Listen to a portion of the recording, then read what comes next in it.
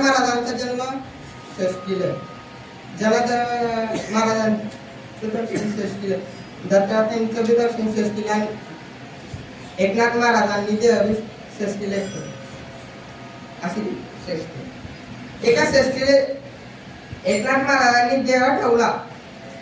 गावातले सगळे जमा झाले. एकनाथ महाराजांची ते पिढी मांडण्यात आली. निघाले सगळे बोलू लागले, राम बोलो बाई राम, असे ते येतात ते निघाले.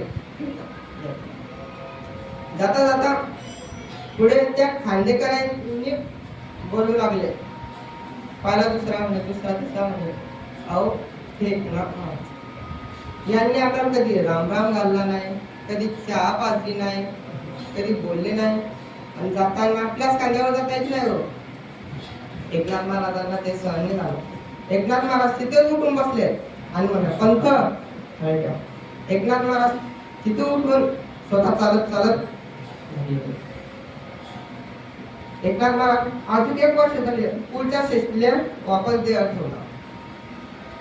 देवा ठेवला आणि मग गावातले सगळे जमा झाले, पिढी मांडल्या निघाली. आणि गावातले कोणी मेन कार्यकर्ता पुढे आला आणि सांगितलं की तुम्ही बोलायचं नाही, तुम्ही बोलले की एकनाथ महाराज सुटता. मग सगळे बोलले राम बोलो बाई राम, असं भजन करत करत निघाले. आणि गावाच्या वेशेपास एका महिलेचं घर होतं. आता महिलेची मुलगी पहिल्यांदा आपल्या सासरी नांदायला जात होते. त्या महिलेच्या मनात एक विचार आला की एकनाथ महाराज तिला म्हणायला आजच दिवस भेटल का, माझी मुलगी पहिल्यांदा आपल्या संसाराला नांदायला जाते आणि एकनाथ महाराज आजच मारायला पाहिजे ना. एकनाथ महाराजांना तेही समजाले. एकनाथ महाराज तिथे उठून बसले आणि म्हणाले पंत काय ठेवा. पंत म्हणाले की आम्ही तर काय बोललो नाही, तरी बी ठेवा.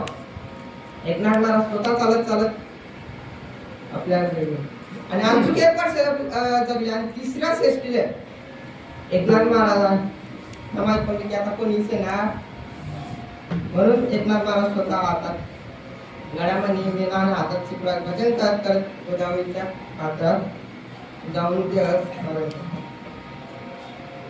एकनाथ महाराजांनी स्वतः मनाने सरपंच म्हणून काळ घेऊन जाऊ शकला का, म्हणून त्यांनी काळ जिंकला.